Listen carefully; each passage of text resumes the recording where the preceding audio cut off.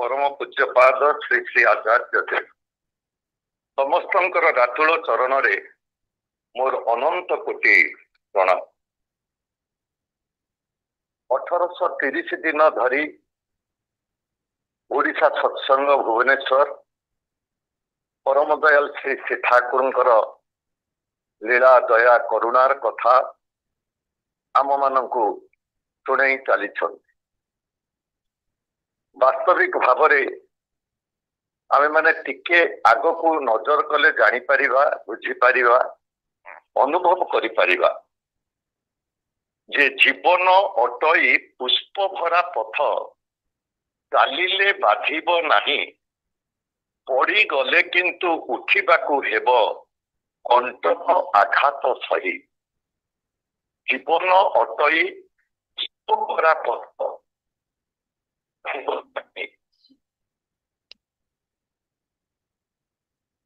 कंटक आघात सही सब सही कहवाकू हम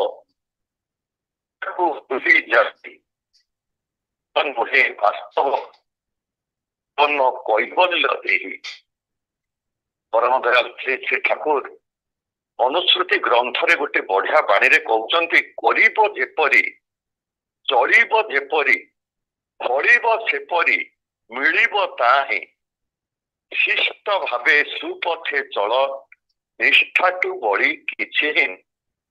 जो अस्खलित निष्ठार सहित 1830 दिन धरी ओडिशा सत्संग भुवनेश्वर आम मानंकु सेई प्रिय परमकर दिगरे आगे देइछंती।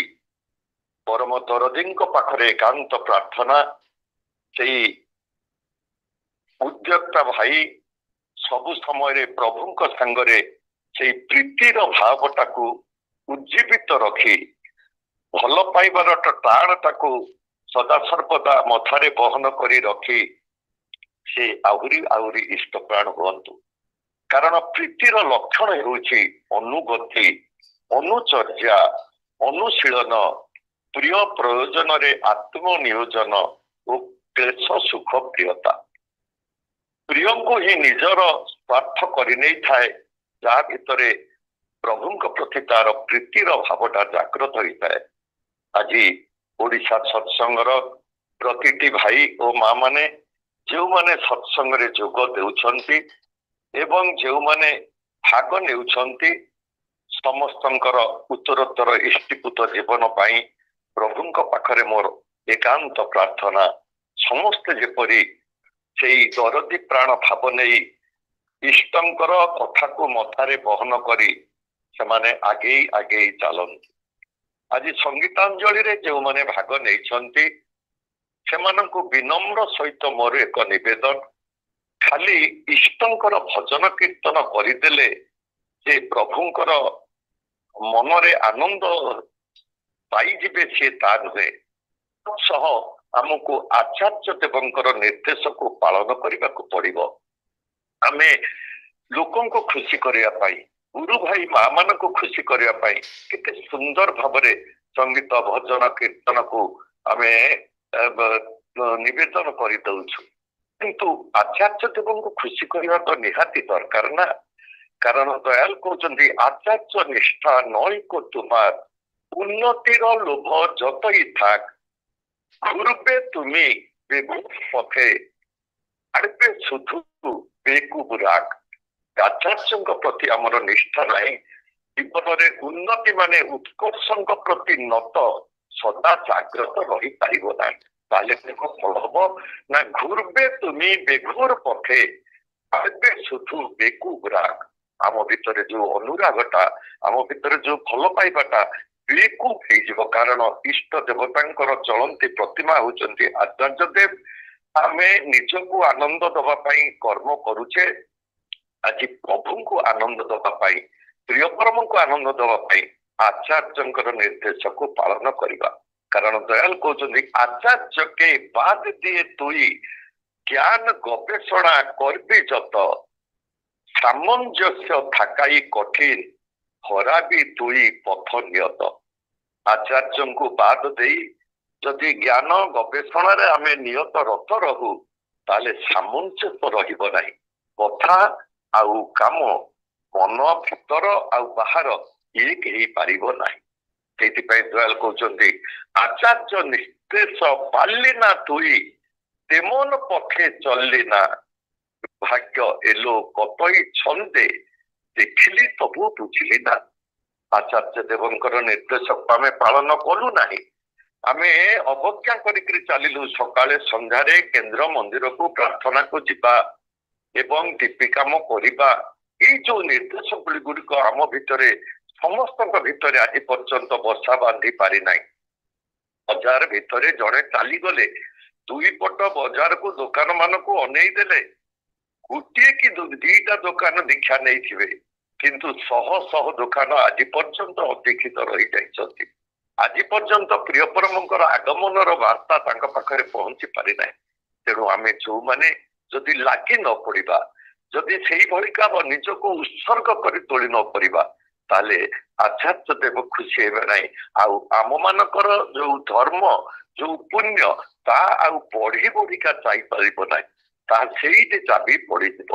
ତେଣୁ ପ୍ରଭୁଙ୍କ ପାଖରେ ପ୍ରାର୍ଥନା, ଯୋଉମାନେ ଅଳ୍ପ ଟିକେ ସମୟ ସଙ୍ଗୀତ ପରିବେଷଣ କରି ସମସ୍ତଙ୍କ ମନକୁ ତନ୍ମୟ ତୃପ୍ତ କରୁଛନ୍ତି, ସମସ୍ତଙ୍କୁ ବିନମ୍ର ନିବେଦନ ପ୍ରାର୍ଥନାକୁ ଯିବା ଆଉ ଦୀପି କାମ କରିବା, ମଥାରେ ବହନ କରି ଚାଲନ୍ତୁ। ଆଜିର ଭୋଗଦାତା ଭାଇମାନେ ସମସ୍ତଙ୍କୁ ମୋର ବିନମ୍ର ନିବେଦନ, ଯେଉଁମାନେ ପ୍ରତ୍ୟାଶା ଶୂନ୍ୟ ହୋଇକିରି ଭୋଗ ନିବେଦନ କରନ୍ତି, ସେଇ ଭୋଗଟା ତାଙ୍କ ପାଖରେ ଗ୍ରହଣୀୟ ହେଇଥାଏ। ଏଠି ସୁନ୍ଦର ଭାବରେ ଅନୁଶ୍ରୁତି ଗ୍ରନ୍ଥରେ ପରମ ଦୟାଲ ଶ୍ରୀ ଶ୍ରୀ ଠାକୁର କହୁଛନ୍ତି, ଚଲବେ করবে দিব্য যেমন ইষ্ট দেবতায় হবে পাবে থাকিবেও তেমন প্রসাদ প্রেরণা। ଆମେ ଯୋଉ ଭଳିକା ଭାବରେ ଚଳିବା, ଯୋଉ ଭଳିକା ଭାବରେ ତାଙ୍କ କଥାକୁ ମାନିକିରି କର୍ମମୟ ଜୀବନରେ ତାକୁ ଫୁଟେଇ ତୋଳିବା, ଆଉ ଠାକୁରକୁ ଆଉ ଯୋଉ ଭଳି ଭାବରେ ତାଙ୍କୁ ଦେବା, ଯୋଉ ମନୋଭାବ ନେଇକିରି ହବେ ପାବେ থাকিবেও তেমন ପ୍ରସାଦ ପ୍ରେରଣା, ତାଙ୍କର ଆମେ ସେଇଭଳିକା ହେଉଥିବା, ସେଇଭଳିକା ମଧ୍ୟ ପାଇବା, ତାଙ୍କର ଆଶୀର୍ବାଦ ପୃଷ୍ଠ ଆମେ ହୋଇକିରି ଚାଲିବା। ତେଣୁ ସମସ୍ତ ଭାଇ ଓ ମା ମାନଙ୍କୁ ମୋର ବିନମ୍ର ନିବେଦନ, ଯେତେବେଳେ ଯୋଉ ଅବସ୍ଥାରେ ପ୍ରଭୁଙ୍କର ସତ୍ସଙ୍ଗ ପାଇଁ ହଉ, ଆଉ ସାଂଗଠନିକ କର୍ମ ପାଇଁ ହଉ, ଉତ୍ସବ ପାଇଁ ହଉ ବା ଯୋଉ ପାଇଁ ହଉ, ଯୋଉମାନେ ଭୋଗ ନିବେଦନ କରୁଛନ୍ତି ସେମାନଙ୍କର ମନୋଭାବଟା ସେଇଭଳିକା ରହିବା ଦରକାର। କାରଣ ଦେଲେ କିନ୍ତୁ ହଏ ନା ଦାନ, ଯଦି ନା ହଏ ଉଚ୍ଛଳ ପ୍ରାଣ। ମୁଁ ତାଙ୍କୁ ଦେଇକିନି ମୋର ପ୍ରାଣଟା ଯେମିତି ଉଚ୍ଛଳିତ ହେଇ ଉଠିଲେ, ଆଉ ସେଇଭଳି ଭାବରେ ଠାକୁର କହୁଛନ୍ତି, দিয়ে যাদের তৃপ্তি হয় কৃতি তাদের দূরে নয়। যে তৃপ্ত ହୁଏ, କୃତି ସଦା ସର୍ବଦା ତାର ପାଖେ ପାଖେ ଚତୁର ପାଖରେ ଆସି ପହଞ୍ଚି ଯାଇଥାଏ। ତେଣୁ ଆଜ୍ଞା ଶୁଭୁଛି? ଆଜ୍ଞା ଶୁଭିଲା ଶୁଭିଲା। ହ୍ୟାଲୋ, କୁହନ୍ତୁ କୁହନ୍ତୁ। ଶୁଭୁଛି ତ? ঠিক আছে আজ্ঞা। দিয়ে যাদের তৃপ্তি হয় কৃতি তাদের দূরে নয়। ତେଣୁ ତାଙ୍କୁ ଦେଇକିରି ଆମେ ତୃପ୍ତ ହେବା ଦରକାର, ଆଉ ତା ଦ୍ୱାରା ତାର ପ୍ରତିବଦଳରେ ଆମେ ତାଙ୍କର ଆଶୀର୍ବାଦକୁ ବହନ କରିକିରି ଚାଲିବା। ସମସ୍ତଙ୍କର ଉତ୍ତରୋତ୍ତର ଇଷ୍ଟିପୂତ ଜୀବନ ପ୍ରଭୁଙ୍କ ପାଖରେ ନିବେଦନ କରି ଆଜିର ବିଷୟବସ୍ତୁ ଉପରକୁ ଆସୁଛି। ଆଜିର ଆଲୋଚ୍ୟ ବିଷୟ ରଖାଯାଇଛି ଶ୍ରୀମଦ ଭାଗବତର କଥାରୁ ଏହା ଉଦ୍ଧୃତ ହୋଇଛି। ଜୀବ ଅଜ୍ଞାନ ଭାବ ଦେଖ ଦୁଃଖକୁ ମଣେ ମହାସୁଖ। ଏହି ସଂସାରରେ ସବୁ ପ୍ରାଣୀ ସୁଖ ଚାହାନ୍ତି ଏବଂ ଦୁଃଖର ନାମ ଶୁଣିବା ମାତ୍ରେ ଦୂରକୁ ପଳାନ୍ତି। ଏହି ଜଗତରେ ସମସ୍ତ ଚେଷ୍ଟା, ସମସ୍ତ ବିଚାର ଏହି ଉଦ୍ଦେଶ୍ୟ ଉପରେ କେନ୍ଦ୍ରିତ ହୋଇଥାଏ। ସୁଖର କାମନା ଓ ଦୁଃଖର ନିବାରଣ କରି ଅଲୌକିକ ଶକ୍ତିର ଆଧାର ହୋଇ ଉଠିବା ପ୍ରତ୍ୟେକଙ୍କର ଇଚ୍ଛା ଭିତରେ ଜାଗ୍ରତ ରହିଥାଏ। ସୁଖ ଏକ ଏଭଳି ଆନ୍ତରିକ ଅନୁଭୂତି ଯାହା ମନୁଷ୍ୟକୁ ସତ୍ ଓ ଅସତ୍ କର୍ମ କରିବା ପାଇଁ ପ୍ରେରିତ କରିଥାଏ। ଏହି ସୁଖ ପାଇବା ପାଇଁ ମଣିଷ ସତ୍ କର୍ମ କେତେବେଳେ କରି ପକଉଛି, ପୁଣି ଅସତ୍ କର୍ମ ବି କେତେବେଳେ କରି ପକଉଛି। ବାସ୍ତବରେ ଅଜ୍ଞାନ ବଶ ହୋଇ ମନୁଷ୍ୟ ଯଦି ଭାବେ ଯେ ଭୌତିକ ବସ୍ତୁର ସମ୍ପୂର୍ଣ୍ଣ ଉପଭୋଗରେ ହିଁ ପ୍ରକୃତ ସୁଖ ଲୁଚି ରହିଛି, କିନ୍ତୁ ପ୍ରକୃତ ସୁଖ ସେଥିରେ ଲୁଚି ରହିନାହିଁ। ପ୍ରକୃତ ସୁଖ ଲୁଚି ରହିଛି ମନର ଏକ ବିଶେଷ ଅବସ୍ଥାକୁ ଭିତର ଦେଇକିରି। ତେଣୁ ବାସ୍ତବରେ ସୁଖ ଓ ଦୁଃଖର ବିଚାର ମନର ତରଙ୍ଗର ହିଁ ଖେଳ ଅଟେ, ଯାହା କେତେବେଳେ ଅନୁକୂଳ ହୋଇ ସୁଖ ଦିଏ, ପୁଣି କେତେବେଳେ ପ୍ରତିକୂଳ ହୋଇ ଦୁଃଖ ବି ଦେଇଥାଏ। ସୁଖ ଓ ଦୁଃଖ ଗୋଟିଏ ବସ୍ତୁର ହିଁ ଦୁଇଟି ରୂପ, ଯାହା ଭିନ୍ନ ଭିନ୍ନ ଦୃଷ୍ଟିକୋଣରୁ ଭିନ୍ନ ଭିନ୍ନ ଦେଖାଯାଆନ୍ତି। ଆଉ ଏହି ସଂସାରରେ ମଣିଷ ଜନ୍ମ ନେବା ପରେ ସେ ସାଧାରଣତଃ ମାୟାର ଅଧୀନ ହୋଇ ପଡ଼ିଥାଏ, ବୃତ୍ତି ପ୍ରବୃତ୍ତିର ଅଧୀନ ହୋଇ ପଡ଼ିଥାଏ, ମନର ଅଧୀନ ହୋଇ ପଡ଼ିଥାଏ, ଇଚ୍ଛାର ଅଧୀନ ହୋଇ ପଡ଼ିଥାଏ। କାରଣ ସେ ବୁଝିପାରେ ନାହିଁ ପ୍ରକୃତ ସୁଖ କ'ଣ ଆଉ ଦୁଃଖ କ'ଣ। ପ୍ରକୃତି ଅଧୀନ ହୋଇ ସେ ଏଭଳି ଭାବରେ ଜୀବନ ଚଳନାରେ ଆଗେଇ ଯାଏ, ଯୋଉଥିରେ କି ସେ ସବୁବେଳେ ଦୁଚ୍ଛକିରେ ପଡ଼ିଯାଇଥାଏ। ନିଜର କର୍ମ ଯଦି ପଙ୍କିଳ ହୋଇଯାଇଥାଏ, ନିଜର କର୍ମ ଯଦି ସ୍ୱାର୍ଥଭାବାପନ୍ନ ହୋଇଥାଏ, ତାର ଆଖି ଆଗରେ ଯାହା ସୁଖ ବୋଲି ସେ ଭାବେ, ସେ କିନ୍ତୁ ସୁଖ ହୋଇପାରେ ନା, ସେ ଦୁଃଖ ଆଣିକିରି ଯାଇଥାଏ। ତେଣୁ ପୁରାଣ ଇତିହାସରେ ବହୁ ଚରିତ୍ର ଦେଖାଯାଏ, ବହୁ ଭଲ ଭଲ ମାନେ ପରିବାରର ବ୍ୟକ୍ତିତ୍ୱ, ଏଭଳି ରାଜ ଅଧିରାଜ ପରିବାରର ବ୍ୟକ୍ତିତ୍ୱ, ବ୍ରାହ୍ମଣ ପରିବାରର ବ୍ୟକ୍ତିତ୍ୱ ମାନେ ସାମାନ୍ୟ ସୁଖକୁ ଟିକକ ପାଇବା ପାଇଁ ସେ ଏଭଳି ପଥରେ ନିଜକୁ ଅତିକ୍ରମ କରେଇଥାନ୍ତି, ଯୋଉଥିରେ ସୁଖ ବଦଳରେ ତାଙ୍କୁ ଦୁଃଖ ଆଣି ଦେଇଥାଏ। ପୁରାଣ ଇତିହାସର ଗୋଟିଏ ଚରିତ୍ର ମନେ ପଡୁଛି ବିଲ୍ୱମଙ୍ଗଳ, ଯାହା ଜୀବନ ଭିତରେ ଆମେ ଲକ୍ଷ୍ୟ କରି ଦେଖିଛେ ଯେ ତାର ଅଜ୍ଞାନତା ଯୋଗୁଁ ତାର ସୁଖକୁ ପାଇବାକୁ ଯାଇ, ଗୋଟିଏ ନାରୀ ପାଖରୁ ଆନନ୍ଦ ପାଇବାକୁ ଯାଇ ସେ ଏଭଳି ଦୁଃଖର ସମ୍ମୁଖୀନ ହୋଇଛି, ତାକୁ ମାନେ ଏହା ସବୁ ଭାରତ ବର୍ଷର ପ୍ରତିଟି ନରନାରୀଙ୍କ ପାଖରେ ଏହା ଆଲୋଚ୍ୟ ବିଷୟ ହୋଇଛି। ବୃତ୍ତି ପ୍ରବୃତ୍ତିର ଅଧୀନ ହୋଇ ସୁଖ ପାଇବାର ଆଶାରେ ସେ ଅଗ୍ରସର ହୋଇଯାଇଛି ଏକ ନାରୀ ପ୍ରତି ଆସକ୍ତ ହୋଇକରି, ଆଉ ତାଠାରୁ ସୁଖ ପାଇବା ପାଇଁ ଘାତ ପ୍ରତିଘାତ ପାଇଛି। ନିଜର ବାପାଙ୍କର ଶ୍ରାଦ୍ଧରେ ମଧ୍ୟ ଶ୍ରାଦ୍ଧ କାର୍ଯ୍ୟକୁ ଉପେକ୍ଷା କରି ସିଏ ଚାଲି ଯାଉଛି ସେହି ନାରୀଙ୍କର ସୁଖ ଟିକକ ପାଇବା ପାଇଁ। ଏକଥା ଆମେ ସମସ୍ତେ ଜାଣିଛେ, କାରଣ ଅଜ୍ଞାନତା ଥିଲା। ଆଉ ଏଇ ଅଜ୍ଞାନତା ହେଉଛି ଦୁଃଖର କାରଣ। ପୁଣି ଯେତେବେଳେ ସେଇ ପ୍ରେମିକା ପାଖରୁ ଧିକ୍କାର ପାଇଛି, ଘୃଣିତ ହୋଇଛି ଏବଂ ପ୍ରକୃତ ସୁଖର ସନ୍ଧାନ ସେ କାହାକୁ ପାଇଲେ ସୁଖ ପାଇବ ସେ ଶୁଖେଇ ଦେଇଛି, ସେତେବେଳେ ଆର ଚେତନ ଧାରା ଫେରି ଆସିଛି। ଆଉ ଫେରି ଆସିବା ପରେ ଆଉ ସେ ଭକ୍ତରେ ପରିଣତ ହେଇଯାଇଛି ଏବଂ ନାରୀ ଲୋଲୁପତାକୁ କାଳେ ପୁଣି ଫେରି ଆସିବ ସେ କଥାରେ ନିଜର ଆଖିକୁ ମଧ୍ୟ ଫୁଟେଇ ଦେଇଛି। ଭଗବାନ ଶ୍ରୀକୃଷ୍ଣଙ୍କର ପ୍ରେମରେ ବିହଳିତ ହୋଇକରି ସେ ଯେତେବେଳେ ବୃନ୍ଦାବନ ଗମନ କରିକିରି ଚାଲିଛି, ସେତେବେଳେ ପ୍ରଭୁ ତାଙ୍କୁ ପରୀକ୍ଷା କରିଛନ୍ତି। ପ୍ରଭୁ ମାନେ ଭକ୍ତର ପାଦରେ କଣ୍ଟା ଫୁଟେ ଯେବେ ବାଟରେ, ପ୍ରଭୁ ତାଙ୍କୁ କାଢୁଥାନ୍ତି ଜାଣ ନିଜ ଦାନ୍ତରେ। ଏଇଭଳିକା ପରିବେଶ କରି ସେ ପଛକୁ ଆସିଛି, କିନ୍ତୁ ପ୍ରଥମ ଅବସ୍ଥାରେ କ'ଣ ଥିଲା, ତାର ଅଜ୍ଞାନତା ତାକୁ ଦୁଃଖ ଆଣି ଦେଇଥିଲା। ସେଥିପାଇଁ ଆଜି ପରମ ଦୟାଲ ଶ୍ରୀ ଶ୍ରୀ ଠାକୁର କହୁଛନ୍ତି, ନଷ୍ଟ ପୁରୁଷ ନଷ୍ଟ ନାରୀ ତାରାও ହଲେ ଇଷ୍ଟ ନିଷ୍ଠ, ଅନୁଶୀଳନୀ କୃତି ସେବିଏ ତାରାও ତ ହଏ ଜ୍ଞାନ ଗରିଷ୍ଠ। ଯଦି ନଷ୍ଟ ପୁରୁଷ ନଷ୍ଟ ନାରୀ କେବେ ଇଷ୍ଟଙ୍କର ସନ୍ଧାନ ପାଇ, ଆଲୋକର ସନ୍ଧାନ ପାଇ, ଗୁରୁଙ୍କର ସନ୍ଧାନ ପାଇ ମନଟାକୁ ସିଆଡ଼କୁ ବ୍ରତି କରିଦିଏ, ମନଟାକୁ ସିଆଡ଼କୁ ଉଜାଡ଼ି ଦିଏ, ତାହେଲେ ସିଏ ଜ୍ଞାନରେ ଗରିଷ୍ଠ ହୋଇଥାଏ। ସିଏ ଖାଲି ଭକ୍ତ ହୁଏ ନା, ମୁନି ଋଷିର ଅଧିକାରୀ ମଧ୍ୟ ହୋଇଯାଇଥାଏ। ତେଣୁ ଆମମାନଙ୍କର ଗୋଟିଏ ଯେଉଁ ଚରିତ୍ର ଯେଉଁ ବିଲ୍ୱମଙ୍ଗଳ, ତା ପାଖରୁ ଆମର ଶିଖିବାର ଅଛି। ଆଉ ବହୁତ ଗୁଣ ମଧ୍ୟ ତାକୁ ଆମେ ଦୂରେଇ ଦେବା ଦରକାର। ପ୍ରତିଟି ମଣିଷ এই ସଂସାର ଭିତରେ ମନେ ରଖିବା ଦରକାର, ସୁଖକୁ ପାଇବାକୁ ହେଲେ ଦୁଃଖକୁ ଅତିକ୍ରମ କରିବାକୁ ପଡ଼ିବ। ଦୁଃଖ ଭିତରେ ଯଦି ରହିଯିବା ନା, ତାହେଲେ ସୁଖକୁ ଆମେ ପାଇପାରିବା ନାହିଁ। ପୁରାଣ ଭାଗବତରେ ଆଉ ଏକ ଚରିତ୍ର ଦେଖିବାକୁ ମିଳେ, ତାର ନାମ ହେଉଛି ମହାପାପୀ ଅଜାମ୍ବିଳ।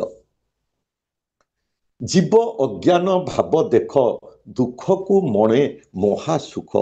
ଏଇ ଅଜାମ୍ବିଳ ତାର ଜୀବନ ଚରିତ୍ରକୁ ଆମେ ଯଦି ଦେଖିବା ଜାଣିବା, ତାହେଲେ ବୁଝିପାରିବା ପ୍ରକୃତ ଭାବରେ ସେ କେତେ ବଡ଼ ପାପୀ ଥିଲା। କର୍ମ ଦୁଇ ଭାଗରେ ବିଭକ୍ତ, ଗୋଟିଏ ସୁକର୍ମ ଆଉ ଗୋଟିଏ କୁକର୍ମ। ସୁକର୍ମ କଲେ ପୁଣ୍ୟ ଲାଭ ହୁଏ, କିନ୍ତୁ କୁକର୍ମ କଲେ ମଣିଷ ପାପ ପଥର ଯାତ୍ରୀ ହୋଇଯାଇଥାଏ। ଏହା ଜାଣି ମଧ୍ୟ ମଣିଷ କୁକର୍ମ କରିବାକୁ ଭଲ ପାଇଥାଏ। ଇନ୍ଦ୍ରିୟ ଗୁଡ଼ିକ ତାକୁ ସେଇ ମାର୍ଗରେ ନେଇ ଯାଇଥାନ୍ତି, ତେଣୁ ସେ ଭଲ ମନ୍ଦ ବିଚାର କରିପାରେ ନାହିଁ। ସେ ଯେ ତାର ନିଜର କ୍ଷତି କରୁଛି ଏ କଥା ମଧ୍ୟ ସେ ବୁଝିପାରେ ନାହିଁ। ସନ୍ଥଙ୍କର ଭାଷାରେ ମଣିଷ ନିଜେ ନିଜର ଯେତେ କ୍ଷତି କରେ, ଅନ୍ୟ କେହି ତାର ସେତିକି କ୍ଷତି କରିପାରନ୍ତି ନାହିଁ। ମଣିଷ ନିଜର କ୍ଷତି ନିଜେ ବେଶୀ କରେ। ସମୟ ଅବସ୍ଥା ବା ଘଟଣା ଚକ୍ରରେ ପଡ଼ିଲେ କେହି କେହି ନିଜର ଭୁଲ ବୁଝିପାରନ୍ତି ଏବଂ ପାପରୁ ରକ୍ଷା ପାଇବା ନିମନ୍ତେ ଭଗବାନଙ୍କୁ ପ୍ରାର୍ଥନା ଜଣାନ୍ତି। ଦେଖାଯାଏ କୌଣସି ମହାପୁରୁଷଙ୍କର ଶରଣରେ ଆସିଲେ ମଣିଷର ମୁକ୍ତିର ବାଟ ଖୋଲି ଯାଇଥାଏ। ପାପ କଥା ଆଲୋଚନା ଯଦି ଆମେ କରିବା, ତାହେଲେ ଏଇ ସଂସାର ଭିତରେ ଅଜାମ୍ବିଳ ଭଳିକା ପାପୀ ଏତେ ବଡ଼ କେହି ପାପୀ ନଥିଲେ। କାରଣ ସେ ଜଣେ ବ୍ରାହ୍ମଣର ସନ୍ତାନ ଥିଲେ, ଆଉ ସ୍ୱଭାବତଃ ସିଏ ଭାରି ନମ୍ର, ସୁଶୀଳ ଓ ଧାର୍ମିକ ମଧ୍ୟ ଥିଲେ। ମାତ୍ର ସେ ଜଣେ ଚରିତ୍ରହୀନା ତରୁଣୀ ବଶରେ ପଡ଼ି ତାକୁ ବିବାହ କରି ନିଜର ସ୍ତ୍ରୀ ପୁତ୍ର ପରିବାରକୁ ଦୂରେଇ ଦେଇଥିଲେ ଏବଂ ଏଭଳିକା ଭାବରେ ସେ କର୍ମ ସଂସାର ଭିତରେ କଲେ। ଏଭଳିକା ଭାବରେ ସିଏ ତାଙ୍କର ଚୋରି ନାରୀ ଲୁଣ୍ଠନ ଆଡ଼କୁ ତାଙ୍କର ଚାଲିଗଲା ଯେ ସଂସାରରେ ଏଇଭଳିକା ପାପୀ ଜଗତରେ ନାହିଁ ବୋଲି ଲୋକଙ୍କ ପାଖରେ ସେତେବେଳେ ଆଲୋଚ୍ୟ ବିଷୟ ହେଉଥିଲା। ଅଜାମ୍ବିଳର ଶବ୍ଦର ମାନେ ବି ବୁଝିବା ଦରକାର। ଅଜା ଅର୍ଥର ମାନେ ହେଉଛି ମାୟା, ଆଉ ମାୟା ଆସକ୍ତ ଯେଉଁ ଜୀବ ହେଉଛି ସେ ହେଉଛି ଅଜାମ୍ବିଳ। ଆମେମାନେ ସମସ୍ତେ ଅଜାମ୍ବିଳ ଜଣେ ଜଣେ। ପାପ ପ୍ରଥମେ ଆଖିରେ ପ୍ରବିଷ୍ଟ ହୁଏ, ମାନେ ଆମେ ଯେଉଁ ମଣିଷ ଯେଉଁ ପାପ କରେ ସେ ଆଗେ ଆଖି ପାଖରେ ପହଞ୍ଚି ଯାଇଥାଏ ସେ ପାପ। ଆଉ ଆଖି ବିଗିଡ଼ି ଗଲେ ମନ ଭ୍ରଷ୍ଟ ହୁଏ, ଆଉ ମନ ଭ୍ରଷ୍ଟ ହେଲେ ଜୀବନ ନଷ୍ଟ ହୋଇଯାଇଥାଏ। ଯେକୌଣସି ପ୍ରକାର ପାପ ମନକୁ ଆସିଲେ ଆମେ ଜାଣିବା ଉଚିତ ଯେ ତାହା ଆଖି ବାଟ ଦେଇ ଆମ ପାଖକୁ ପ୍ରଥମ ଆସିଛି। ମଣିଷ ଶରୀରରେ ନୁହେଁ, ଆଖି ଓ ମନରେ ଅତ୍ୟଧିକ ପାପ କରିଥାଏ। ଅଜାମ୍ବିଳ କାମର ମୁହଁରେ ବଶବର୍ତ୍ତୀ ହୋଇ ନିଜର ସ୍ତ୍ରୀ ପରିବାରକୁ ଛାଡ଼ି ଯେତେବେଳେ ଏଇ ପାପ ପଥର ଯାତ୍ରୀ ହେଇଗଲା, ସୁଖ ପାଇବା ଆଶାରେ, ଜୀବନରେ ଆନନ୍ଦ ପାଇବା ଆଶାମରେ ଏଇ କୁକର୍ମ ଅଧର୍ମ ଅନୀତି ପଥରେ ଚାଲିଲା। ସେ ସଂସାରରେ ଏଭଳି ଭାବରେ ତାର ଜୀବନ ହେଉଥିଲା ଯୋଉଟା କି ସଂସାର ଭିତରେ କ୍ଷମା ପାଇବାର ତାର ଆଉ ବାଟ ହିଁ ନଥିଲା। କିନ୍ତୁ ଦେଖନ୍ତୁ, ସେଇ ବାଟ ଦେଇ ତାରି ଘର ବାଟ ଦେଇକି ଦିନେ ଚାଲିଥିଲେ ଆମର ନାରଦ ମହର୍ଷି।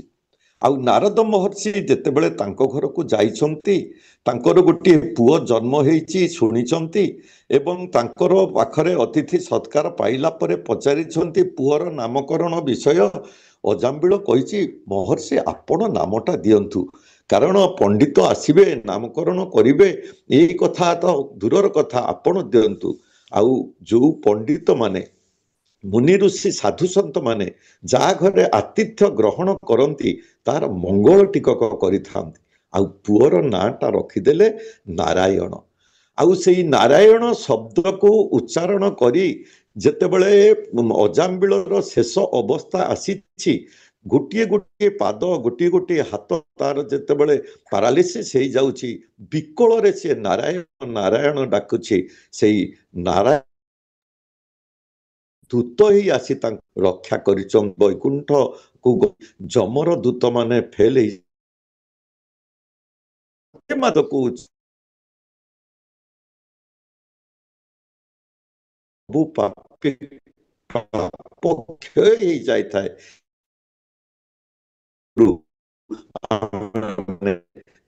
ବୁଝିଲେ ଅନୁଭବ କଲେ କିନ୍ତୁ ସଦାସର୍ବଦା ଆମ ଭିତରେ ମୁଣ୍ଡ ରଖିବା ମନ ଭିତରେ ରହିବା ଦରକାର ଅଜ୍ଞାନ ଯିଏ ଯେତେ ଜୀବନରେ ସମସ୍ତେ ଧୋକମ ଧୋକା ପାଇଛନ୍ତି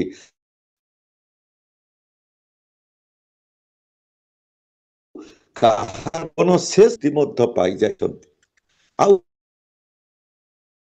ସୁନ୍ଦର କଥାରେ ରହିବା ପାଇଁ ଭାବ ନେଇ ଜୀବନକୁ କରେ ତାହା ଯଦି ଈଶ୍ୱର ଆଦର୍ଶକୁ ଅବଜ୍ଞା କରୁଥାଏ ତାହେଲେ ତାର ସମସ୍ତ ଚିନ୍ତା ସମସ୍ତ କର୍ମ ବ୍ୟର୍ଥରେ ପରିଣତ ହୋଇଯାଇଥାଏ ସୁଖ ତ ମିଳେ ନାହିଁ ବରଂ ଦୁଃଖରେ ଜୀବନ ଛଟପଟ ହୋଇଯାଇଥାଏ ମୃତ୍ୟୁର କାରଣ ମଧ୍ୟ ତାହା ହୋଇପାରେ ଗୋଟିଏ ଗ୍ରାମରେ ଜଣେ ଥିଲେ ଆଉ ସେଇ ବୈଦ୍ୟ ଜଣେ ଉପଯୁକ୍ତ ବୈଦ୍ୟ ପାଖରୁ ତାଙ୍କର ଏଇ ଔଷଧ ପାଣି କଥା ସବୁ ଶିଖିକିରି ନିଜେ ଉପାର୍ଜନ କରିବା ପାଇଁ ସେ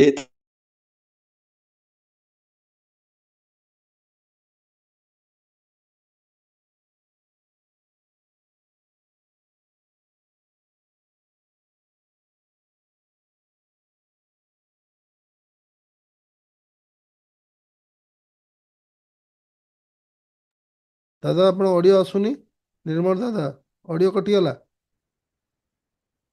ନିର୍ମଳ ଦାଦା ଅଡ଼ିଓ କଟିଗଲା ହ୍ୟାଲୋ ନିର୍ମଳ ଦାଦା ଅଡ଼ିଓ କଟି ଯାଇଛି ହ୍ୟାଲୋ ସୁଭାଷ ଭାଇ ଜୟଗୁରୁ ୟୁଟ୍ୟୁବରେ କେମିତି ଆସୁଛି ୟୁଟ୍ୟୁବରେ ଟିକେ ଡେରି ପର୍ଯ୍ୟନ୍ତ ଯିବ ହ୍ୟାଲୋ ହ୍ୟାଲୋ ଶୁଭୁଛି ହ୍ୟାଲୋ ଶୁଭିଲା ଶୁଭିଲା ଆଜ୍ଞା କୁହନ୍ତୁ ହ୍ୟାଲୋ କୁହନ୍ତୁ କୁହନ୍ତୁ ଯେତେବେଳେ ରୋଗୀ ସେବାରେ ବୈଦ୍ୟ ନିଜକୁ ଆଗେଇ ଆଗେଇ ନେଲା ସେତେବେଳେ ମନୋଭାବ ମନୋବୃତ୍ତି ଏଇଭଳିକା ପଙ୍କିଳ ଥିବାରୁ ଏଇଭଳିକା ନଷ୍ଟ ଥିବାରୁ ଏଇଭଳିକା ସ୍ୱାର୍ଥପର ରୋଗୀ ଆଉ ଭଲ ହେଲେ ନାହିଁ ବହୁତ ରୋଗୀ ତାଙ୍କର ଔଷଧରେ ମୃତ୍ୟୁ ବରଣ କଲେ ଗାଁ ଗଣ୍ଡାରେ ଲୋକ ଉତ୍ତ୍ୟକ୍ତ ହେଇଗଲେ ସେଇ ବୈଦ୍ୟକୁ ମାରିବା ପିଟିବା ପାଇଁ ଆଗେଇ ଗଲେ ବୈଦ୍ୟ ନିଜର ପ୍ରାଣ ବିକଳରେ ତାଙ୍କର ଗ୍ରାମକୁ ଛାଡ଼ି ଅନ୍ୟ ଗ୍ରାମରେ ଯାଇକିରି ଏଇ କାମ କଲେ କିନ୍ତୁ ସେଠି ବି ଦେଖାଗଲା ଯେ ଏଇ ମନୋଭାବ ନେଇକିରି ତାର ଜୀବନ ଚଳନି ଥିବାରୁ ପାପ ଶକ୍ତ ଜୀବନ ଥିବାରୁ ଆଉ ଅଜ୍ଞାନତା ତ ନୁହଁ ଏଇଟା ଯୋଉ ସ୍ୱାର୍ଥପର ଭାବ ଥିବାରୁ ସେଇ ରୋଗୀମାନେ କେବେ ଆଉ ଭଲ ନ ହବାରୁ ତା ମନ ଭିତରେ ଗୋଟିଏ ଚିନ୍ତା ଆସିଲା ଗୋଟିଏ ଗଛ ମୂଳରେ ବସିଛି ଯେ ଚିନ୍ତା ଆସିଲା ଯେ କେମିତି ମୁଁ ଜୀବନ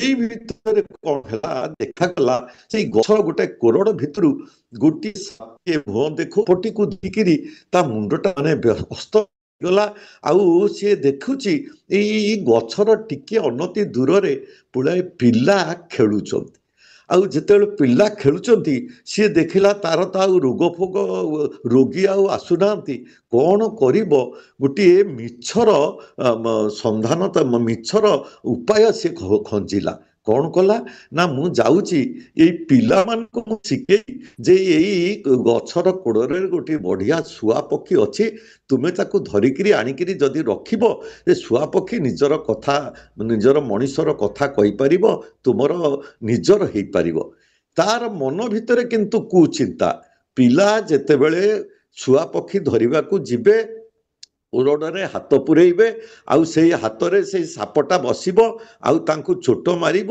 ଆଉ ମୁଁ ସେ ସାପର ବିଷକୁ ରକ୍ଷା କରିବା ପାଇଁ ପିଲାଟିକୁ ମୁଁ ଔଷଧ ପାଣି ଦେଇ 2 ପଇସା ରୋଜଗାର କରିବି କି ଭଳିକା ହୀନ ଚିନ୍ତା ମଣିଷ ମନ ଭିତରେ, ଯେଉଁ ମଣିଷ ଈଶ୍ୱରଙ୍କର ସର୍ବଶ୍ରେଷ୍ଠ ସୃଷ୍ଟି, ଯେଉଁ ମଣିଷ ଭିତରେ ଗୁଣ ଜ୍ଞାନ ଆଉ ଭକ୍ତି ଭାବ, ସେଇ ମଣିଷ ଭିତରେ କି ପଙ୍କିଳ ଭାବ ଦେଖନ୍ତୁ। ପିଲା ମରୁ ପଛେ, ପିଲା ଛଟପଟ ହଉ ପଛେ, ମୁଁ କେମିତି ଭଲରେ ରହିବି, ଜୀବ ଅଜ୍ଞାନ ଭାବ ଦେଖ, ଦୁଃଖକୁ ମଣେ ମହାସୁଖ। ଆଉ ସେଇଆ ହିଁ ହେଇଛି, ପିଲାମାନଙ୍କୁ ଯାଇ ପ୍ରବର୍ତ୍ତେଇଛନ୍ତି। ଆଉ ପିଲାମାନଙ୍କ ପାଖରୁ ଗୋଟିଏ ପିଲା ଉତ୍ସାହ ହେଇକିରି ଯେତେବେଳେ ଗଛ ଉପରେ ଚଢ଼ି କୋରଡ଼ରେ ହାତ ପୂରେଇ ଦିଏ, ହାତରୁ ଟାଣି ଆଣିଲା ବେଳୁ ଗୋଟେ ବିରାଟ ବଡ଼ ସାପ, ଆଉ ସେ ଡରି ଯାଇକିରି ତାକୁ ଛାଟିଦେଲା, ଫୋପାଡ଼ି ଦେଲା। ଆଉ ଦେଖନ୍ତୁ କିଭଳିକା କଥା ହେଲା, ସେଇ ସାପଟା ଯାଇକିରି ସେଇ ବୈଦ୍ୟର ବେକରେ ପଡ଼ିଗଲା, ଆଉ ସାଙ୍ଗେ ସାଙ୍ଗେ ଗୁଡ଼େଇ ହେଇଗଲା। ଖାଲି ଗୁଡ଼େଇ ହେଇଗଲା ନାହିଁ, ସେ ବୈଦ୍ୟକୁ ଚୋଟ ମାରିଲା, ଆଉ ସେଇ ବୈଦ୍ୟ ତତ୍କ୍ଷଣାତ ସେଇଠି ମୃତ୍ୟୁବରଣ କଲା। ଜୀବ ଅଜ୍ଞାନ ଭାବ ଦେଖ, ଦୁଃଖକୁ ମଣେ ମହାସୁଖ। ଏଇଭଳିକା ଜୀବନ ଚରିତ୍ରକୁ ନେଇକିରି ସିଏ ସୁଖ ପାଇବାକୁ ଯାଇଛି, ରୋଜଗାର କରିବାକୁ ଯାଇଛି, ଭଲରେ ରହିବାକୁ ଯାଇଛି, କିନ୍ତୁ କର୍ମ ତାହାର ଏଇଭଳିକା କଳୁଷିତ ଥିବା, ଆଉ ନିଜର ମୃତ୍ୟୁ ସେଥିରେ ତାର ସେ ବରଣ କରିବାକୁ ପଡ଼ିଲା। ଆଉ ଏ କଥା ଆମମାନେ ସମସ୍ତେ ଉପଲବ୍ଧି କରିବା ଦରକାର। କେବେ ବି କାହାର ଜୀବନ ଭିତରେ ଅସତ ଚିନ୍ତା ଆଣିବା ନାହିଁ, କାହାର ପ୍ରତି, କାହାକୁ ପ୍ରତି ମାନେ ଅମଙ୍ଗଳର କରିବା ନାହିଁ ସମସ୍ତଙ୍କୁ। କାରଣ ସତ୍ସଙ୍ଗ କଲେ ମଣିଷ ସଂଯମୀ ହୋଇଥାଏ, ସତ୍ସଙ୍ଗ କଲେ ମଣିଷର ଜ୍ଞାନ ବୁଦ୍ଧି ବିବେକ ଜାଗ୍ରତ ହୋଇଥାଏ। ଯେଉଁମାନେ ସତ୍ସଙ୍ଗରେ ରହି ସେଇ ଜନ୍ମ ଜନ୍ମାନ୍ତରର ଯେଉଁ କଳୁଷ କାଳିମାକୁ ଛାଡ଼ି ପାରନ୍ତି ନାହିଁ, ସେଇ ଅସତ ପଥର ଯାତ୍ରୀ ହୁଅନ୍ତି, ଅସତକୁ ନେଇକିରି ଚାଲନ୍ତି, ତାହେଲେ କିନ୍ତୁ ଜୀବନ ମାନେ ତାର ସଦାସର୍ବଦା ସବୁ ଦିଗରୁ ପ୍ରସ୍ଫୁଟିତ ହେଇପାରେ ନା। କାରଣ ମଣିଷ କ୍ଷମତା ପଦପଦପି ଆଶାରେ ଯୁଗେ ଯୁଗେ ମଣିଷର ବୁଦ୍ଧି ବିବେକ ସବୁ ଭ୍ରଷ୍ଟ ହୋଇଯାଇଥାଏ। ଅତି ନିମ୍ନ ସ୍ତରକୁ ଯାଇ ମଣିଷର ଅଭିଳାଷ ପୂରଣ ନିମିତ୍ତ ମଣିଷ କଦର୍ଯ୍ୟ କାମ କରିବାକୁ ପଛାଏ ନାହିଁ। ଇତିହାସର ପୃଷ୍ଠାକୁ ଆମେ ଉଲଟେଇଲେ ଭୁରି ଭୁରି ଦୃଷ୍ଟାନ୍ତ ଏଥିରୁ ଆମର ମିଳିଥାଏ। ମଣିଷ ସୁଖ ପାଇବାର ଲୋଭରେ ଯଦି ଅନ୍ୟାୟ କରେ, ଅସତ ପଥର ଯାତ୍ରୀ ହୁଏ, ପରର ଅମଙ୍ଗଳ ଚିନ୍ତା କରେ, ମିଥ୍ୟାବାଦୀ ହୁଏ, ବିଶ୍ୱାସଘାତକ ହୁଏ, ଲୋଭୀ ହୁଏ, ତାର ପରିଣାମ ତାକୁ ହିଁ ଭୋଗିବାକୁ ପଡ଼ିଥାଏ। କେହି କାହାର ସୁଖଦାତା ନୁହନ୍ତି। ନିଜର କର୍ମ ମଣିଷକୁ ସୁଖ ଆଣିଦେବ, ନିଜର କର୍ମ ମଣିଷକୁ ଦୁଃଖ ଆଣିକି ଦେବ। ଆଉ ମଣିଷ ଯଦି କୁକର୍ମ କଳେ ତାହେଲେ ନିଶ୍ଚିତ କୁଫଳ ହିଁ ସେ ପାଇବ। ଆଉ ଭଲ ଅପେକ୍ଷା ମନ୍ଦକୁ ଯେଉଁ ଲୋକ ବେଶୀ ଭଲ ପାଆନ୍ତି, ସେମାନେ ମଣିଷ ପଦବାଚ୍ୟ ନୁହେଁ, ସେ ମଣିଷ ରୂପରେ ପଶୁତୁଲ୍ୟ ହେଇ ଉଠନ୍ତି। ତେଣୁ ସଦାସର୍ବଦା ଆମକୁ ବିଧାତାଙ୍କର ବିଧାନଟିକୁ ମାନି ଚଳିବାକୁ ପଡ଼ିବ। ପ୍ରତ୍ୟେକ ମୁହୂର୍ତ୍ତରେ ମଣିଷର ବିପଦ ଅଛି, ଆଉ ବିପଦକୁ ଅତିକ୍ରମ କରିବାର ଯେଉଁ ଶକ୍ତି, ସେଇ ଶକ୍ତି ଯୁଗେ ଯୁଗେ ପୁରୁଷୋତ୍ତମ ମାନେ ଆସି ଦେଇଥାନ୍ତି। ଯେଉଁ ମଣିଷର ଜନ୍ମ ଶୁଭ ସୁନ୍ଦର ମୁହୂର୍ତ୍ତରେ ହେଇଥାଏ, ଯେଉଁ ମଣିଷ ଭିତରେ ଭଲ ପାଇବାର ଗୁଣ, ବୁଝି ଚଳିବାର ଗୁଣ, ମାନି ଚଳିବାର ଗୁଣ, ନେଇ ଚଳିବାର ଗୁଣ ସଦାସର୍ବଦା ଜାଗ୍ରତ ଥାଏ, ସିଏ ମାନେ ବିଧାତାଙ୍କର ବିଧାନଟାକୁ କେବେ ଅବଜ୍ଞା କରେ ନା, କେବେ ଅଲୋଡ଼ା କରେ ନା, କେବେ ଦୂରେଇ ଦିଏ ନା। ସୁନ୍ଦର ଭାବରେ ପରମ ଦୟାଲ ଅନୁଶ୍ରୁତି ଗ୍ରନ୍ଥରେ କହୁଛନ୍ତି, বিধির বিধান পালবি যেমন যতটা বা যতটুকু, কেন্টে ছেন্টে সব মিলিয়ে পাবিও ফল ততটুকু। ଆମେ ମାନେ ଯେଉଁମାନେ ସତ୍ସଙ୍ଗ କେନ୍ଦ୍ରିକ ଜୀବନ ଯାପନ କରୁଛେ, ଆଉ ସତ୍ସଙ୍ଗୀ ହେଇ ବୋଲି ଜଗତରେ ପରିବେଶରେ ଆମେ ପ୍ରମାଣିତ ହଉଛେ, ସଦାସର୍ବଦା ବିଧିର ବିଧାନଟାକୁ ଆମେ ମାନିକିରି ଚଳିବା, ତାହେଲେ ଦୟାଲ କହୁଛନ୍ତି କେଣ୍ଟେ ଛେଣ୍ଟେ ସବୁ ମିଲିଏ ପାବିଓ ଫଳ ତତଟୁକୁ। କେହି କୁଫଳ ପାଇବ ଏ କଥା କୋଉ ବିଧାନରେ ଦେଖାଯାଇ ନାହିଁ, କୋଉ ନୀତି ମାନେ ନିୟମ ଭିତରେ ଏଇଟା ପର୍ଯ୍ୟବେସିତ ନୁହଁ। ঠাকুর কৌଛନ୍ତି এমন্তর জীবন চলন যাদের জীবন তপে কে দেখেছ কে বুঝেছ ভ্রষ্ট তারাই ভবে। মানে যজনযাজন ইষ্টবৃত্তি পরায়ণ হই গুরুকেন্দ্রিক জীবন যাপন করি মଣିଷ ଯଦି କଣ୍ଟାଏ କଣ୍ଟାଏ ଚାଲେ, किए देखिच किए शुणिच सी जीवन में भ्रष्ट हो जाए आ जो माने गुरु केन्द्रिक जीवन नहीं भ्रष्ट होती सी गुरु को ग्रहण करना निजर वृत्ति प्रवृत्तिर अधीन मायार अधीन निजर मनर अधीन रे सब प्रकार दुख पाई से तो दयाल कहते विधिर नीतिर एकटू व्याघात एकटू अवहेलाताए आकाश पाताल तफात करे दुस्ती आने अवस्थाए विधातांकर जो विधान ताकू जदि अवज्ञा करिबा ताहले मनुष्यर परिवार परिवेश परिजन सबु दुष्ट हो उठिबो निजे मध्य पाप पथर यात्री हेदिबो केते सुंदर भावरे दयाल कहउचंती वेद उपनिषद पुराण भागवत कृति गीति गाय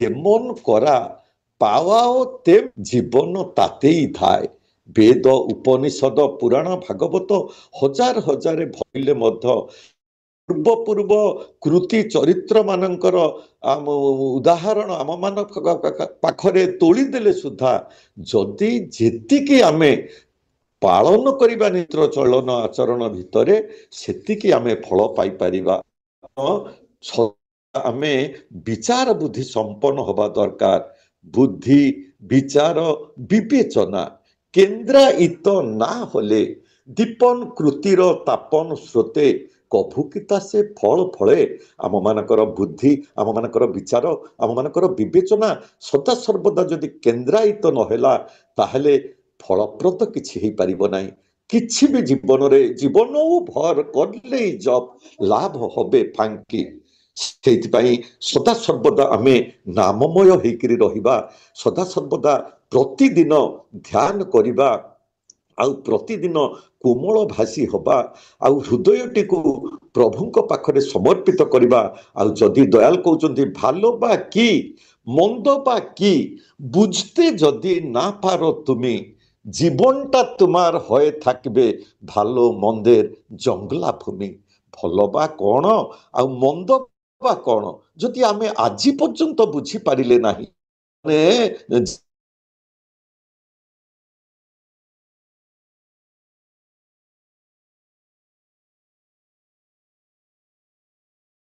जदि आमे चलिबा दुखटा को आमे सुख बोली भाबिकरी जदि चलिबा ताले आमे छटपट हबा नाही तो आ की छटपट हबो से पई सदा सपदबा निजर भाषा कथा व्यवहार आमे माने परिमार्जी कहउचंती विष कुंभ प्रमुख बिनाको न दिन मुहटा सदा जमी दोष दृष्टि संपन्न मुहटारू जमी कर्कश भाषा न बाहरु मुहटा विषाक्त करे छिड़िए पड़े सर्वक्षण ये अंतरटा मु सिना कटु कथा कर्कश भाषा पर को कहीदेली किंतु सीए परठू बाड़े ही फेरी आसला मोरी भीतर को मो अंतरटा को विषाक्त करिवो मो मनटा को स्वार्थभावापन्न करिवो मते पाप पथर जाति करि दो सेइथिपाई दयाल कहउचंती प्रेष्ट हरा चलन चालन सतेक प्रयोजन पदे पदे विपक आने भ्रांति अगणन माने आमे जो प्रेष्ट को बाद दे निजे चलिबार गुण ज्ञान बुद्धि मोर अच्छी ऐश्वर्य अच्छी मु सेई भलिका भाबरे चलिबी ताले कंस रावण जरासंध भलिका आमे माने सेई भलिका हेकिरी चली जिबा प्रेष्ट हरा चलन चालन प्रेष्ट को बाद दे जो जीवन चलन चालन सत्यक प्रयोजन जीवन रे हजार हजार समस्या को आमे आखि आगे रखी जदि प्रेष्ट हरा जीवन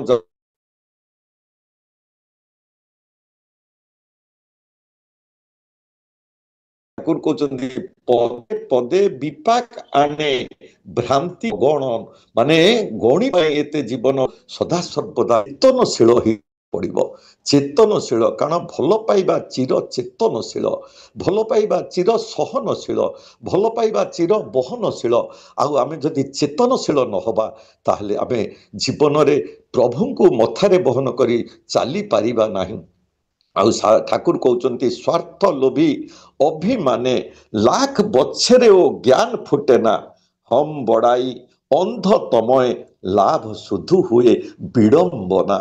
ଆମେ ଯଦି ସ୍ୱାର୍ଥ ଭାବାପନ୍ନ ହବ ହୋଇଯିବା, ଲୋଭୀ ହୋଇଯିବା ଏବଂ ସଦାସର୍ବଦା ସେଇ କାମ କ୍ରୋଧ ଅଧୀନରେ ରହିକରି ଚାଲିବା, ଲକ୍ଷେ ବର୍ଷରେ ମଧ୍ୟ ଆମର ଜ୍ଞାନ ଫୁଟିବ ନାହିଁ। ଆମେ ସତ୍ସଙ୍ଗୀ ହେଇପାରିବା, ସତ୍ କର୍ମୀ ହେଇପାରିବା ନାହିଁ। ଆଉ ସତ୍ସଙ୍ଗୀ ହବା ସହଜ। ଦୀକ୍ଷା ନେଲି, ଇଷ୍ଟଭୂତି ପଠେଇଦେଲି, ଜୟଗୁରୁ କରିଦେଲି, କିନ୍ତୁ ଚଳନ ଚରିତ୍ର ଆଚରଣ ଭିତରେ ଟିପ ବାଜିଲା ନାହିଁ, ତାହେଲେ ଆମେ ସତ୍ କର୍ମୀ ହେଇପାରିବା ନାହିଁ। ଆଉ ଆମେ ଯଦି କର୍ମୀ ନ ହେବା, ଏ ଜଗତର ପାଖରେ ଆମେ ନିନ୍ଦିତ ହବା, ଘୃଣିତ ହବା, ଅପମାନିତ ହବା। ଆଉ ଠାକୁର ଯୋଉ ଭାବରେ ଅନୁଶ୍ରୁତି ଗ୍ରନ୍ଥରେ ହଜାର ହଜାର ବାଣୀ ଭିତରେ କହୁଛନ୍ତି, ଅସାବଧାନୀ ଚଳନ ପ୍ରାୟ ଦେଖ ଦୁଃଖ ଆଣେ କ୍ଷୁର୍ଣ୍ଣ କରେ ବଲ। ମୋର ଜୀବନଟା ଯଦି ଚଳନ ଅସାବଧାନ ହେଇଗଲା, ସାବଧାନ ନ ରହେ, କାରଣ ସଂସାରରେ ଯିଏ ସାବଧାନରେ ରହେ ସିଏ ହିଁ ସାଧୁ, ଆଉ ଯିଏ ଅସାବଧାନରେ ରହେ ସିଏ ଅସାଧୁ। ଠାକୁର କହୁଛନ୍ତି ଅସାବଧାନୀ ଚଳନ ପ୍ରାୟ ଜଣ ଦୁଃଖ ଆଣେ କ୍ଷୁର୍ଣ୍ଣ କରେ ବଲନ। ଆମର କଥା ବି କ୍ଷୁର୍ଣ୍ଣ କରିଯିବ, ଆମର ଜୀବନରେ ଦୁଃଖ ଆସିବ ଯଦି ଆମେ ସାବଧାନରେ ନ ରହିବା। ସେଇଥିପାଇଁ କେତେ ସୁନ୍ଦର ଭାବରେ ଦୟାଲ କହୁଛନ୍ତି, ବିବେକ ବିଚାର ଜଟିଳ ଯାଦେର, କୁଟିଳ ଯାଦେର ସ୍ଥିତି ଚଳନ, ଧୈର୍ଯ୍ୟ ହରା ଶୌର୍ଯ୍ୟ ହରା ପାଏ କି ତାରା ସିଦ୍ଧି କଖନ। ଯାହାର ବିବେକ ବିଚାର ନାହିଁ, ସବୁଠାରୁ କର୍ମ ହେଲା ତାର ମନଟାକୁ ତାର ବିବେକର ଅଧୀନରେ ରଖିବା। ଆଉ ଯେଉଁମାନେ ଥରେ ସତ୍ସଙ୍ଗ କରି ସଦ୍ଗୁରୁଙ୍କ ଶରଣାପନ୍ନ ହେଇ ସତନାମ ମନନ କରି ବିବେକ ବୁଦ୍ଧି ସମ୍ପନ୍ନ ହେଇ ଉଠନ୍ତି, ଆଉ ସେମାନେ ଜୀବନରେ ଦେବ ମାନବରେ ରୂପାନ୍ତରିତ ହୋଇଯାଇଥାନ୍ତି। ତେଣୁ ଏଠି এই ବାଣୀରେ ଠାକୁର କହୁଛନ୍ତି, ବିବେକ ବିଚାର ଜଟିଳ ଯାଦେର, ଯାହାର ବିବେକ ଯାହାର ବିଚାର ସୁଷ୍ଠୁ ନୁହଁ, ଜଟିଳ। କୁଟିଳ ଯାଦେର ସ୍ଥିତି ଚଳନ, ଯାହାର ଜୀବନ ଚଳନୀଟା କୁଟିଳ। ରାମକୃଷ୍ଣ ପରମହଂସ ବଡ଼ ବଡ଼ ସୁନ୍ଦର କଥାଟିଏ କହିଲେ, କହିଲେ ପେଟରେ ନ ରଖି କରି କହଇ ଯେ କଥା, ଭିତରେ ପଶିଲେ ଯାର ନ ମିଳଇ ପତା। ଲମ୍ବା ଉଢ଼ଣା ଟାଣି ଯେଉ ନାରୀ ଯାଏ, କାନରେ ତୁଳସୀ ମାରି ଧାର୍ମିକ ବୋଲାଏ। ଦଳୁଆ ପୋଖରୀ ପରି ଯାହାର ପ୍ରବୃତ୍ତି, ଦୂରେ ଥିବ ତାକୁ ଦେଖି ରୀତି। ରୀତି ଯାହାମାନଙ୍କ ପାଖରେ ଅଛି ତାକୁ ଦୂରେଇ ରହିବ। ଦ୍ୱିତୀୟ ବାଣୀରେ କହୁଛନ୍ତି, ଭିତରେ ପଶିଲେ ଯାର ନ ମିଳଇ ପତା, ଏଭଳିକା ଲୋକ ପାଖରେ ସାବଧାନ, କାରଣ ତାର ମନ ଆଉ ତାର ମୁହଁ କେବେ ଏକ ହେଇପାରେ ନା। ବାରମ୍ବାର ସତ୍ସଙ୍ଗ କଲେ କାହିଁକି ଜାଣି ପ୍ରଭୁଙ୍କର କୃପା ହେଇଯାଇପାରେ। ତେଣୁ ବିବେକ ବିଚାର ଜଟିଳ ଯାଦେର, କୁଟିଳ ଯାଦେର ସ୍ଥିତି ଚଳନ, ଧୈର୍ଯ୍ୟ ହରା ଶୌର୍ଯ୍ୟ ହରା ପାଏ କି ତାରା ସିଦ୍ଧି କଖନ। ତାର ଜୀବନରେ କେବେ ସିଦ୍ଧି କ'ଣ ସେ ପାଇପାରେ? ତାର ତପସ୍ୟାରେ ସେ କ'ଣ ସିଦ୍ଧି ଲାଭ କରିପାରେ ନା। ସେଇଥିପାଇଁ ଦୟାଲ କହୁଛନ୍ତି, ସିଦ୍ଧାନ୍ତେ ଯେ ଆସ୍ତେ ନାରେ ତ୍ୱରିତ ଚଳନ ବେଗେ, ବିବେକ ବୁଦ୍ଧି କ୍ଷୁର୍ଣ୍ଣ ତାହାର ଆଦର୍ଶ ନାହିଁ ଜାଗେ। ଯିଏ ଶୀଘ୍ର ସିଦ୍ଧାନ୍ତରେ ଉପନୀତ ହେଇପାରେ ନା, ହଉ ଯିବା, ହଉ ଦେଖିବା, କରିବାରେ ତ୍ରୁଟି, ସମୟର ଅପବ୍ୟବହାର ଦୟାକୁ ଦୈନ୍ୟରେ ପରିଣତ କରିପାରିଥାଏ। ତେଣୁ ଆମେ ସାବଧାନ ହୋଇ, କାରଣ ଦୟାଲ ଯେମନ୍ତର ଭାବନା ଯାଦେର, কর্ম যাদের যেমন্তর, সিদ্ধিও আসে পায়ে পায়ে, তেমন্তরই শিষ্ট দর। মানে যাହାର ଭାବନା ଯେପରି, ଯାହାର କର୍ମ ଯେପରି ସୁଷ୍ଠୁ ସୁନ୍ଦର, ପ୍ରଭୁଙ୍କୁ ନେଇ ତାର ଜୀବନର ସିଦ୍ଧି ମଧ୍ୟ ସେଇଭଳି ଆସିଥାଏ। କଥାକୁ ଆଉ ଲମ୍ବଉନି, ସମସ୍ତର ଆତ୍ମିକ ଇଶାରା କାଫି। ସଦାସର୍ବଦା ଆମେ ଯଦି ପ୍ରଭୁଙ୍କୁ ନେଇକରି ଚାଲିବାକୁ ହବ, ଆଚାର୍ଯ୍ୟଙ୍କର ନିର୍ଦ୍ଦେଶକୁ ପାଳନ କରିବାକୁ ହବ, ମନଟାକୁ କୋମଳ ନିର୍ମଳ ରଖିବାକୁ ହବ, ସାଧନାରତ ଜୀବନ ଯାପନ କରିବାକୁ ହବ। ଠାକୁର କହୁଛନ୍ତି, ତପଶ୍ଚର୍ଯ୍ୟାଏ ଅନ୍ତର ଟିକେ ବିନାୟିତ କର, ନିଜের মতন করেই তুমি ଅନ୍ୟ ସବାଇ ଧର। ଖାଲି ନିଜେ ତପଶ୍ଚର୍ଯ୍ୟାରେ ମହାପଣ୍ଡିତ ହେଇଗଲେ।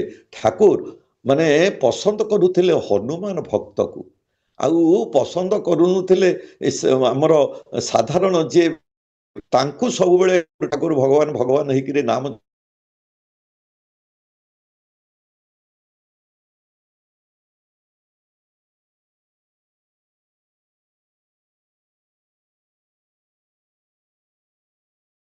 বুঝিয়া সেবক হইয়া বলতে না করে তার কর্ম মানে ମୁଁ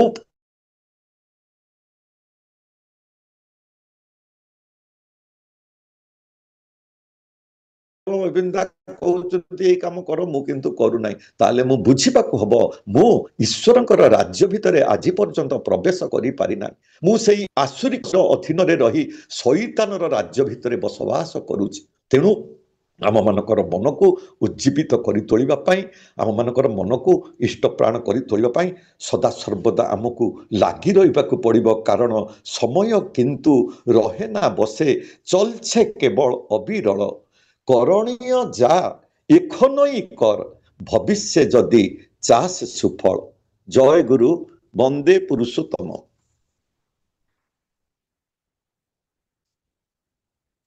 ଆଜ୍ଞା ଆଜ୍ଞା ଜୟ ଗୁରୁ ଜୟ ଗୁରୁ ଆଜ୍ଞା ବହୁତ ବହୁତ ଧନ୍ୟବାଦ।